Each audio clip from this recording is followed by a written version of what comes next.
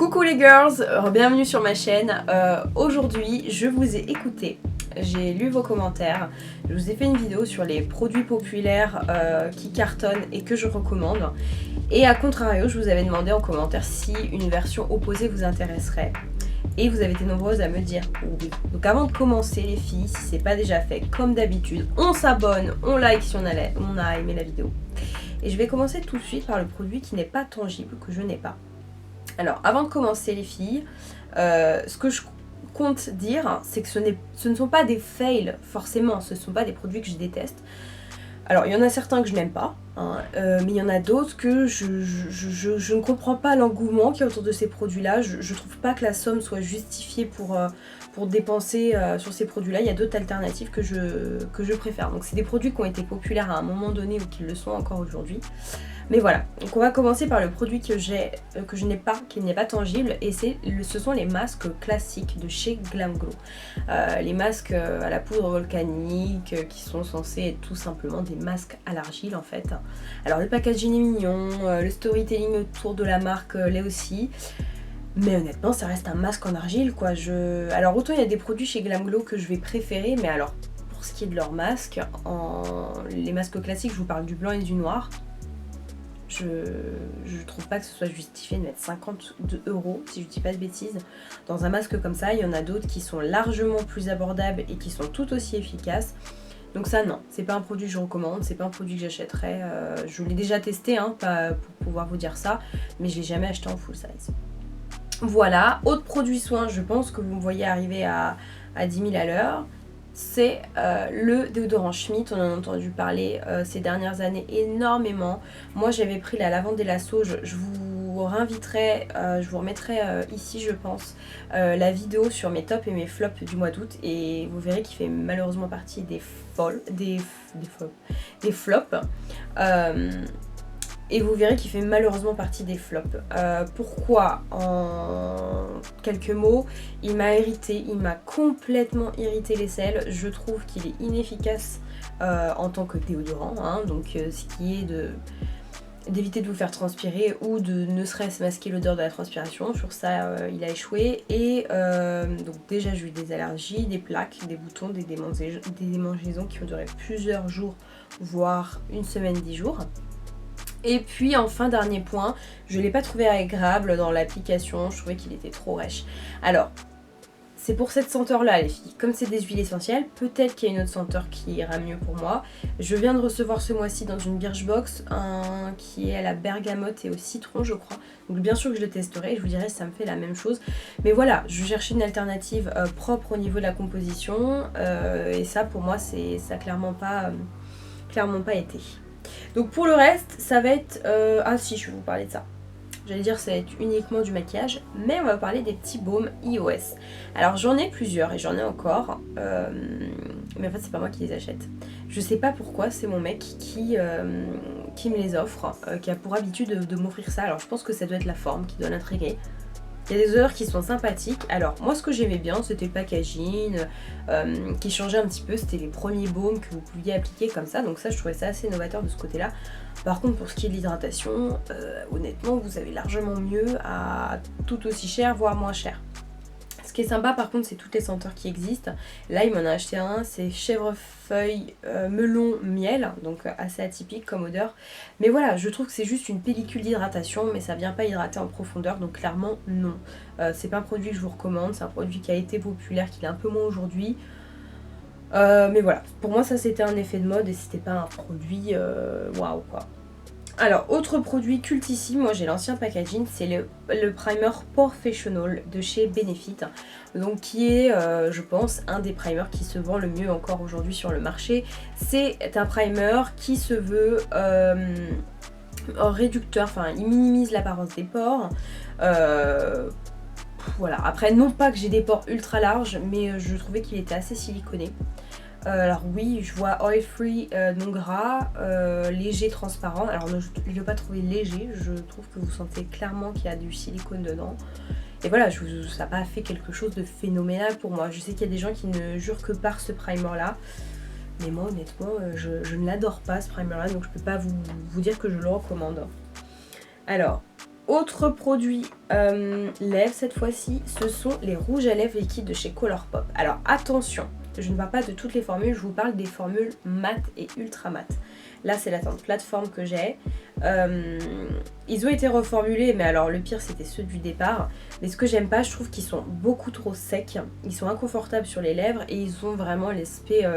ils vous rendent vraiment l'aspect des lèvres craquelées. Donc ça clairement c'est un non pour moi.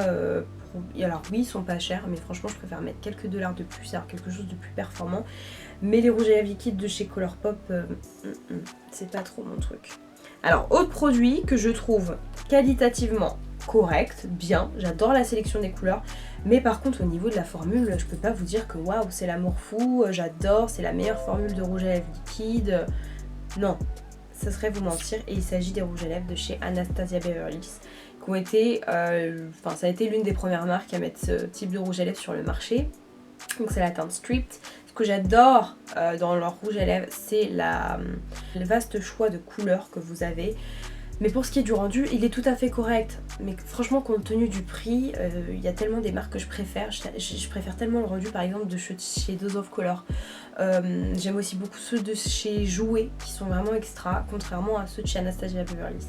Donc ils sont bien, mais il y a mieux. Et honnêtement, je pense pas que ce soit un produit qui vaille nécessairement l'investissement. S'il y a des couleurs qui vraiment soient atypiques, que vous trouvez que dans les marques, bien sûr que je vous encourage à le faire. Mais pour ce qui est de la formule, il y a mieux. Alors, ensuite, je pense que je vais commencer à entrer dans la catégorie, je vais me faire des ennemis. Là où des personnes ne vont pas forcément être d'accord avec ce que je dis, mais voilà. Donc de toute façon, on ne peut pas avoir des coups de cœur sur tout. On a toutes des attentes qui sont très différentes et on a toutes des peaux qui réagissent de manière différente aussi. Donc, je vais vous parler ensuite d'un bronzer de chez MAC et c'est le cultissime Give Me Sun qui ressemble à ça. Donc, qui est un bronzer quand même très orangé et très très chaud. Alors parfois les bronzers orangés, les bronzers chauds, ça peut le faire pour moi, mais alors là je le trouve vraiment trop chaud. Je le conserve, hein, ça n'est pas un mauvais bronzer, j'aime bien le rendu, mais alors c'est au niveau de la couleur que moi ça me plaît pas, je le trouve beaucoup trop orange. J'ai l'impression de ressembler à un Oompa Loompa. Non, c'est pas pour moi, mais je l'ai déjà vu porter sur d'autres personnes. C'est très joli, mais beaucoup trop orangé pour moi pour que je puisse le racheter. Par contre, ça en couleur de transition dans le creux de paupière, c'est juste parfait. Mais en tant que bronzer, il y en a tellement plein d'autres que je préfère à celui-ci que non, je ne vous le recommande pas. Ensuite, autre produit de chez By Terry. Alors j'ai l'impression d'être la seule à avoir ça avec ce produit-là. Donc c'est la poudre libre Hyaluronic Hydra Powder qui est genre le produit cultissime de la marque, vraiment. C'est une poudre qui est très fine, qui fait pas d'effet de matière, ça je me l'accorde à le dire, mais qui est censé vous flouter un petit peu le dessous de l'œil, être parfait pour les peaux matures, ne vient pas s'installer dans les petites ridules, et surtout, oui, c'est l'aspect flouteur et c'est vraiment l'aspect grain de peau ultra fin, quoi, à peine perceptible. Alors moi, bon, sur la finesse, je m'y accorde, ok, c'est fin. De là à vous dire que ça floute le contour des yeux, non. Mais alors ce que je déteste avec cette poudre-là, c'est le flashback. C'est horrible. Il suffit que vous soyez un tout petit peu trop généreuse, mais alors vraiment un petit peu. Hein. Et je vous assure, vous ressemblez à un raton laveur. Là, c'est tout blanc. Vraiment, c'est tout blanc. Moi, ça fait un petit moment que je l'ai, cette poudre-là. Donc peut-être qu'elle a été reformulée, peut-être qu'on a plus ce souci-là. Mais moi, en tout cas, je vous assure qu'en mettant cette poudre, je crains toujours d'en mettre trop et d'avoir une sorte de paquet blanc sous les yeux, donc c'est vraiment disgracieux, c'est vraiment pas joli du tout. Par contre pour la finesse, je suis tout à fait d'accord et je comprends qu'il y ait les peaux matures qui l'apprécient particulièrement cette poudre là. Voilà, j'ai vu qu'elle était sortie en format voyage, peut-être que je réinvestirais en petit format voyage, parce que je me dis que tout le monde l'aime, donc c'est peut-être que la mienne est défectueuse ou quoi que ce soit, mais j'ai cru entendre aussi quelques revues où les filles disaient qu'elles faisaient du flashback et qu'elles vous rendaient vraiment blanche si vous en mettiez un tout petit peu trop. Donc ça c'est un non pour moi. Ensuite, alors je vais vous parler, voilà, donc ça c'était un produit qui à l'époque était super culte, c'est les pen pots de chez MAC, et moi là je vais vous parler de la teinte Soft Ochre. C'est un primer qu'énormément de personnes adorent, utilisent, et notamment pour le cut crease, parce que c'est vrai que ça clean bien la paupière. Et moi je le déteste, et là pour le coup je l'aime vraiment pas, dans le sens où, je crois que je vous en avais déjà parlé peut-être sur Snap, où il va relever en fait En fait, il va assécher de dingue mes paupières. Mais vraiment, il va les assécher de dingue. Il va avoir tendance à accrocher la matière. Donc ce que je fais, c'est que dès que je l'applique, je mets une poudre libre, histoire de faciliter un petit peu l'estompage. Mais même en faisant ça, je trouve que c'est rêche, que ça accroche la matière, que ça donne une sorte de texture. Et pourtant, j'en mets pas énormément sur ma paupière. J'aime vraiment pas. Ça m'assèche de trop les paupières. Donc ça, c'est clairement pas un produit que je vous recommande et pas un produit que j'ai kiffé. Au niveau des mascaras, je vais vous en parler d'un qui n'est pas tangible, que je n'ai pas là, que j'avais acheté et que j'avais testé et détesté. Il s'agit du mascara de chez Benefit, le The Real. J'ai détesté ce mascara là. Alors il y a très peu de temps, j'avais fait une vidéo première impression sur mes wishlist ou un truc comme ça, et j'avais été très déçue par un mascara de chez Ardell. Et je crois qu'il n'y a que 2 mascaras qui ont eu un effet aussi mauvais sur mes cils, et c'était celui-ci et le The Real de chez Benefit. C'est simple. Alors déjà, moi, brosse à picot, quand je vois ça, je suis pas très emballée. Hein. C'est vraiment pas le genre de brosse que je préfère. Je lui ai donné une chance, et franchement, je vous assure qu'à part légèrement noircir mes cils, il ne m'a jamais rien fait, ce mascara-là. C'est fou. Alors oui, je pense que pour le coup, il doit bien séparer les cils, mais au niveau longueur, mais walou, que dalle. Et au niveau volume, non plus. Donc il y a plein de produits que j'adore chez Benefit, mais alors clairement le mascara The Real, autant le roller quelque chose, je l'adore, le Bad Girl Bang quelque chose comme ça est très bien aussi, mais celui-ci non. Autre mascara, alors attention les filles, je sais qu'il y en a qui vont saigner du cœur. Je vais vous parler du Better Than Sex de chez Too Faced. Et je dirais que le pire, c'est la version waterproof, qui d'ailleurs est tellement affreux à démaquiller qu'ils avaient quand même sorti une huile spéciale pour démaquiller le mascara, c'est pour vous dire. Non, j'aime pas ce mascara. Alors je le trouve pas médiocre, je le trouve pas mauvais, mais franchement, compte tenu du bruit qu'il y a eu autour de ce produit-là, je le trouve quelconque. En plus de ça, je trouve qu'il a une texture un peu mouillée, et c'est ce que je déteste au niveau des mascaras, parce que ça a tendance à vous les coller un petit peu. Donc voilà, donc je l'ai encore parce que je l'avais eu dans un coffret. Ce n'est pas un mauvais mascara non plus, mais c'est un mascara qui ne fonctionne pas pour moi. Je trouve pas qu'il y ait particulièrement de plus-value, et comme je vous le disais, c'est la texture mouillée que j'aime vraiment pas sur ce produit-là. Ensuite, je vais vous parler d'un produit qui est pas nécessairement mauvais, mais qui est pas bon non plus. Franchement, je recommande pas. Et il s'agit en général de la marque Kylie Cosmetics. Là, je vais vous parler plus particulièrement d'une palette. Alors, c'est la première palette qu'elle avait sortie, la palette bronze. Moi, au niveau des palettes, franchement, ça fait un petit moment que j'achète plus chez Kylie Cosmetics. Faudrait que j'essaye Kim Kardashian W là, parce que j'en ai entendu parler en bien. Après, je pense pas que ce soit un truc de ouf. Mais voilà, pour ce qui est de cette palette là, elle est correcte. La combinaison des couleurs est ok. Mais voilà, franchement, vous prenez du Colourpop, vous prenez du Make Up Geek, c'est 10 000 fois mieux et beaucoup plus abordable. Donc j'ai vu qu'elle vendait maintenant à l'unité des fards à paupières, donc pourquoi pas à ce moment-là. Mais voilà, franchement, économisez vos sous, c'est vraiment du marketing, c'est juste parce que c'est Kylie Jenner et qu'elle sait très bien utiliser son image. Mais pour ce qui est de la qualité de ses produits, il y a franchement mieux sur le marché, et c'est pas donné pour ce que c'est vraiment. Ensuite, avant-dernier produit, le dernier je l'aime vraiment pas, vraiment pas. Et celui-ci, c'est pas que je l'aime pas, mais pareil, c'est un produit ultra populaire. C'est pas que je l'aime pas, mais c'est juste que je comprends pas en fait. Je comprends pas pourquoi les gens en parlent autant. Et il s'agit du gloss de chez Fenty qui s'appelle le Fenty Glow. Mais alors ce gloss là, j'ai l'impression que tout le monde l'adore, sauf moi. C'est pas que je l'adore pas, mais pour moi c'est un gloss quelconque. Mais vraiment, genre, oh l'odeur est divine. Ouais, ils sont bons, mais il y a plein d'autres gloss qui sont bons. La seule chose que j'aime bien à la rigueur, c'est le packaging. Mais voilà, la couleur universelle, bah oui, en fait, c'est juste un nude avec de légers nacre. Voilà, enfin, je veux dire, elle a rien inventé, quoi. Il a rien de particulier. Alors oui, il est confortable, oui, il sent bon. Mais c'est un gloss. C'est un gloss, franchement, vous en avez dans plein d'autres marques beaucoup plus abordables qui sont tout aussi bien. Voilà, je trouve qu'il a rien de spécial ce gloss là. Il est bien puisque je l'ai acheté, donc ça passe. Moi j'adore les gloss. Mais voilà, je comprends pas pourquoi autant de bruit.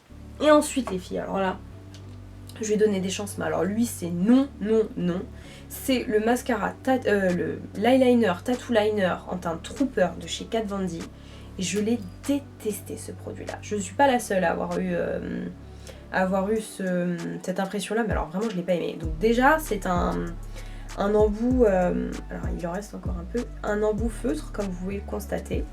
Et ce que je n'ai pas aimé, déjà c'est un eyeliner qui se prétend être le eyeliner l'un des plus noirs du marché. c'est faux. C'est faux, il y en a des tellement plus intenses. Ensuite, moi j'ai tendance à préférer les mascaras mat, les eyeliners mat, c'est une préférence. Ce que je n'aime pas, c'est déjà la flexibilité de la mine, beaucoup trop souple pour avoir des tracés précis.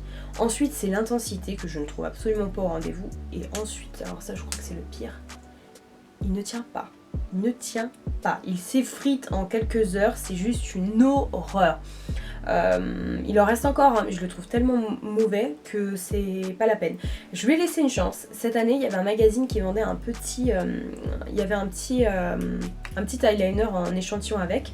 J'ai pris le magazine, je me suis dit non, ça se trouve il m'a été défectueux. À chaque fois, je laisse vraiment le bénéfice du doute. Je le retesterai, mais en tout cas, c'est vraiment pas un eyeliner que je vous préconise. Il y en a tellement d'autres qui sont mieux et beaucoup moins chers. Par exemple, il y a le Epic Liner de chez NYX qui est très bien. Voilà les filles, j'espère que cette petite vidéo vous aura plu. N'hésitez pas à me dire vous en commentaire quels sont les produits cultes que tout le monde adore et que vous n'aimez pas, enfin ça n'a pas été un coup de cœur. À me dire si vous aussi vous avez eu le même constat que moi pour certains produits, ça me ferait plaisir de vous lire. Je vous fais de très gros bisous et je vous dis à bientôt.